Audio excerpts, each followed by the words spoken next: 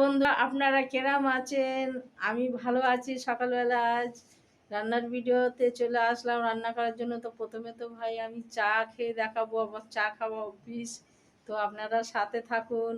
আমি এখানে চা আমার তৈরি হয়ে গেছে আজকের, তো দেখাবো খাওয়াচ্ছি। বন্ধুরা, আমার গ্যাস তো চলছে, গ্যাস অন আছে। তো দেখুন আমার চা তৈরি হয়ে গেছে। এই যে দুধ, চিনি, চাপাতি সব দিয়ে ফুটিয়ে নিয়েছি, এবার খালি খাবো বের করি। তো আপনারা সাথে থাকুন। চা ঢেলছি আমি কাপে।